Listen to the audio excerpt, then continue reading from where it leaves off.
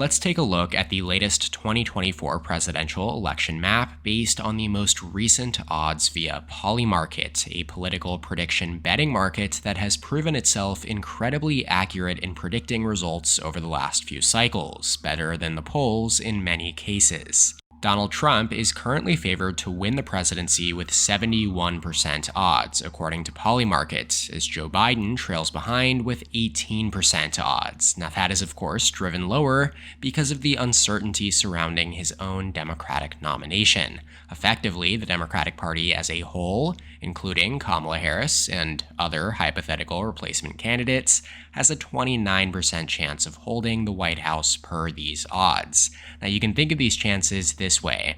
According to traders on this market, if the election were held 100 times, Trump would win on 71 occasions. More specifically, these odds are a translation of the latest price at which the candidate's shares are trading. So for example, if I think that Trump's odds are too high at 71%, then I might either bet no on him or bet yes on Biden. And if more people are doing that than betting yes on Trump, then his odds would start to lower as a reflection that the public believes Trump is overestimated. And one more way to look at these markets, and why they are often more accurate than the polls, is that the people spending their own money to bet on the election's outcomes are those paying very close attention to all of the different factors and data points that might influence the outcome on election nights, whereas polls simply capture public opinion at a very specific moment in time. Now, of course, the presidency is decided via the Electoral College, not the national popular vote. And specifically, this 2024 race will come down to just a handful of competitive battleground states. Luckily for us, Polymarket also has individual markets with the latest odds for Biden and Trump in every single state here on this map. And so the first thing that we're going to do is label all of these states in which Biden and Trump have a better than 90% chance of winning. The solid blue states for Joe Biden include Washington, Oregon, California and Hawaii, Illinois, New York, Maine's 1st congressional district, then Vermont, Connecticut, Delaware, Maryland, DC, Rhode Island, and Massachusetts. Joe Biden is expected to win each of these states by very large margins, just as he did in 2020, and how every other Democrat has since the 1980s. For Trump, on the other hand, his solid red states are Alaska,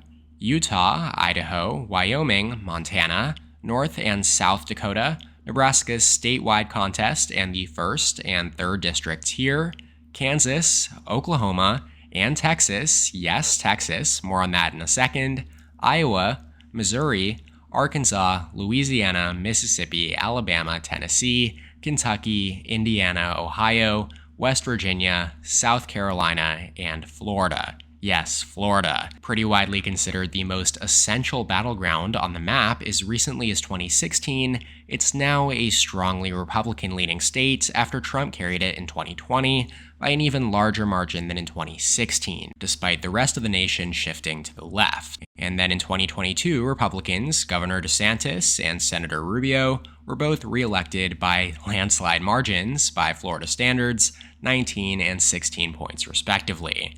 Meanwhile, over in the Midwest, Ohio and Iowa were also key battlegrounds as recently as 2016, though they voted for Trump by more than 8 points in that election and followed it up in 2020 by margins greater than 8% again, thanks in large part to his growing appeal to non-college white voters in this region. And I said I would get back to Texas. It is an emerging battleground with 40 electoral votes, the second most of any state. It's one that Democrats have understandably been pouring a lot of resources into over the last couple decades, as a blue Texas would completely shift the electoral college balance in their favor.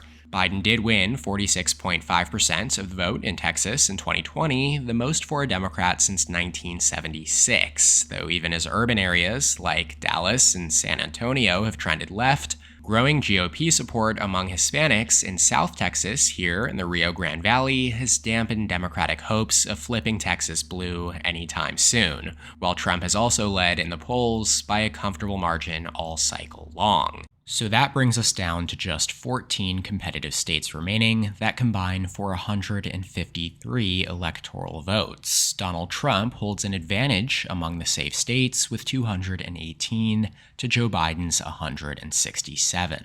Next, let's label the states where either candidate has an 80 to 90% chance of winning. These are going to be our likely states, colored in the second darkest shade of red or blue. For Trump, that includes North Carolina, 16 electoral votes. It gained 1 in the census. Trump has an 82% chance of winning North Carolina, according to Polymarket. It has not elected a Democrat to federal office since Barack Obama in 2008. And the GOP has won the last 5 U.S. Senate races here. Plus, Trump has held a consistently strong advantage in the polls so far this cycle, especially the full field average, including RFK, where the independent has qualified for the ballot here in North Carolina. Trump leads Biden by 4.7% here based on 33 polls, a lead he has held all cycle long, as you see here on the timeline graph. Now, the other likely rating for Trump goes to Maine's 2nd congressional district. Maine and Nebraska are unique in that they split their electoral votes, awarding 2 to the statewide winner and 1 per congressional district. Trump won the 2nd district in Maine by 10 points in 2016 and then 7 in 2020, and he currently has an 89% chance of winning right now, according to Polymarket, bordering on safe territory. So that raises Trump's total up to 235 electoral votes as he inches a heck of a lot closer to the magic number 270 needed to win the presidency. Now let's fill out the likely blue states. For Joe Biden, that includes Colorado, which he won by 13.5 points in 2020. It did have the strongest pro-Democrat shift of any state in the country between 2016 and 2020, as Hillary Clinton had only carried Colorado by 5 points in 2016. In fact, Colorado had previously been decided by single digits in 8 consecutive cycles leading up to Biden's 2020 win. The Colorado Republican Party has just been in total disarray over the last few years, and the National Party hasn't really shown a lot of willingness to invest here over the last few cycles, as Republican candidates have not been all that competitive. Currently, Biden has an 85% chance of retaining it per Polymarket, pretty good odds considering how poorly he is performing elsewhere. His other likely state is New Jersey, typically a safe blue state on the electoral map. Biden plus 16 in 2020. Democrats have now won it by double digits in the last 4 election cycles. But there have been several polls showing Trump within striking distance in recent weeks. He's got an 81% chance of winning on Polymarket as of recording this video, so a Trump upset is still very unlikely, but not necessarily out of the question like it may have been at the beginning of this cycle. 11 states to go now, worth 112 electoral votes. Joe Biden still trails Trump in the race to 270, 191 to 235. Now let's go ahead and name the lean states, where the odds of victory are between 70 to 80%. For Trump, the remaining Sunbelt swing states of Nevada, Arizona, and then Georgia all lean his way. Over according to the Polymarket odds, he's got a 78% chance of winning in Nevada, 77% in Arizona, and 77% in Georgia. So they're all clumped up here toward the higher end of this rating category. Nevada was Biden plus 2.4 in 2020. He won it by an identical margin as Hillary Clinton in 2016, even though he won the national popular votes by a greater margin than she did. So, considering the national shift, Nevada itself actually trended to the right at the state level between 2016 and 2020. Republicans also flipped the governorship in 2022 and received more votes across the 4 U.S. House races in Nevada during those midterms as well, which is the first time that has happened in decades. Given these voting trends and Republican gains among Hispanics, again, Nevada, where the electorate is roughly a third Hispanic, is more likely than not to go to Trump, according to Polymarket. Nevada also has the lowest share of college graduates of any state that Biden won in 2020 as well, which further helps Republican gains. Arizona, meanwhile, was the second closest state in 2020 after Georgia at Biden plus 0.3. And like in Georgia, Biden's win was the first for a Democratic presidential candidate in Arizona in over 25 years. Democrats have now won the last presidential race, the last 3 Senate races, and the most recent race for governor as well. As we all might remember, Katie Hobbs defeated Kari Lake. Though polls this cycle for the presidential race have shown Trump with a consistent lead. It's 4.2% right now, based on a total of 53 polls, 48.3%, 44.1%. Again, Trump has held a lead of around this margin pretty much all cycle long. Closing out the lean states now with Georgia, the closest state in 2020, Biden won it by just 0.2% over Trump, thanks in large part to strong minority turnout, especially from black voters in the Atlanta metro region. Now here in 2024, we have seen early polls showing Trump making gains among black voters, and there is also a rapidly growing Hispanic population in Georgia that again has trended right. We also know that Georgia has a more religious population than the other 6 key battlegrounds, and is therefore generally more socially conservative, meaning that the issue of abortion is not necessarily expected to rally Democrats as much, at least, as we have seen it do in the upper Rust Belt core trio of Wisconsin, Michigan, and Pennsylvania. More on that in a few. Now, with a sweep here across the Sun Belt, Trump is right on the verge of 270 electoral votes with 268. There are no lean Biden states per Polymarket at the moment, so he stays at 191 for now. 8 states remain, and they're all going to be marked down either as tilting toward Biden or Trump, if the probability is between 60 to 70%, or as pure toss-ups with probabilities between 50 to 60%. Let's start with Biden this time. Down in New Mexico, it tilts blue, even as a Biden plus 10 state in 2020. Out of all the states that he carried in that election, New Mexico is the 3rd most rural and ranks 2nd lowest in the proportion of residents with a college degree, behind only swing state Nevada. Those demographic factors do suggest that there is room for Republicans to become more competitive, plus the gains the GOP has made with Hispanic and Latino voters that we've discussed could be especially significant considering that New Mexico has a higher share of Hispanic voters than any other state. Nevertheless, betting markets still give Biden a 64% chance of holding it in his corner, as early polls have shown him with a comfortable advantage, and a swing of 10 points or more in favor of Trump over just 4 years would be almost unheard of.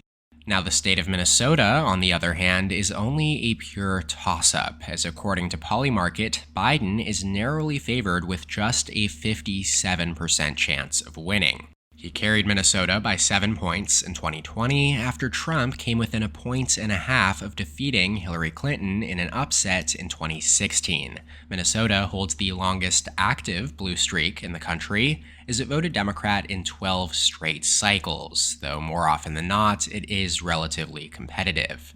The polls here in 2024 have Biden up by just 1.5 points based on 14 polls, with 47.5% to 46%. I think there's also just something to be said about the vibes here, to put it bluntly. Trump is expected to gain pretty much everywhere, and if these Sunbelt battlegrounds are all leaning Republican by decent margins, then it's pretty reasonable to assume that Trump has a chance in Minnesota. On a similar note, let's jump over the core Rust Belt trio for now and label Virginia as another tilt blue state. Biden plus 10 in 2020, he's the first Democrat since 1944 to carry the Commonwealth by a double-digit margin. The growth and diversification of Northern Virginia surrounding the D.C. suburbs have shifted hard to the left, and sliding suburban support for Trump enabled Biden's victory in 2020 without his campaign even spending all that much time here. Yet, as is the case in Minnesota, the polling for Biden has been subpar, to say the least, with his overall lead at 1.5 points at the moment as well, based on 20 polls. 3 of the last 5 of which showed a tied race, and the other 2, Biden plus 3 and Biden plus 2, showed Trump within the margin of error. The Polymarket odds, meanwhile, give Biden a 60% chance of winning, so right on the edge of toss-up territory. Now let's finish up the Northeast. Here in New England, the state of Maine also tilts blue, while the state of New Hampshire, with its 4 electoral votes, are a pure toss-up based on the latest odds. Polymarket has Biden at just 56% in New Hampshire right now, and 60% in Maine. He won Maine by 9 points in 2020, and New Hampshire by 7 after they were decided by less than 3 points each in 2016. Neither state has voted for a Republican presidential candidate since at least the 2000 election. It would, of course, take a good environment for Trump to actually contest either state, though it does seem to be the kind of environment that we may be trending toward, though at this point at least, Biden is still narrowly favored based on the fundamentals. Now that brings Biden up to 211 electoral votes, with just the 3 core Rust Belt states remaining, plus Nebraska's 2nd congressional district. Let's start with that district here, taking a look over at the market via Polymarket. Here we see Joe Biden with a 57% chance of winning. The president did carry this district by 7 points in 2020, and it is rapidly Democratic trending, having previously backed Trump by 2 points in 2016.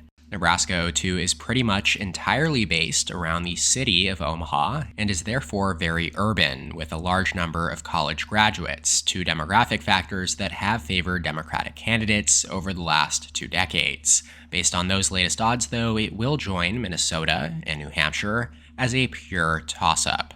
So now let's head over to the infamous Rust Belt trio here, where the election is likely to come down to how these 3 states vote for a 3rd straight cycle. They have each voted for the same candidate as one another in 8 consecutive election cycles, voting blue every time, except in 2016 when Trump carried all 3 in a surprise sweep. Biden did, of course, flip them back into his corner in 2020, which ultimately proved decisive, as had they held in the Trump corner instead, Donald would be serving a 2nd term right now. The same could be said, though, in 2016, had Hillary Clinton held them in the Democratic column, Trump would never have even been elected president. Now, Joe Biden has generally polled less poorly across these 3 states than in any of the battlegrounds in the Sun Belt, and that has been reflected in the betting odds here, whereas Trump has around a 77 to 78% chance of carrying Nevada, Arizona, and Georgia.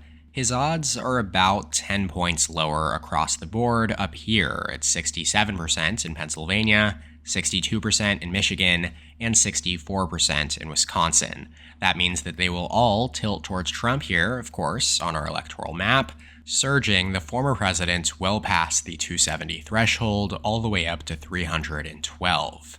The sitting Democratic president is generally considered to be a stronger candidate electorally in this region of the country than anywhere else, as his calling card as a quote-unquote electable candidate, at least in 2020, was that he could appeal to white working-class suburban voters who had delivered Trump's victory 4 years prior.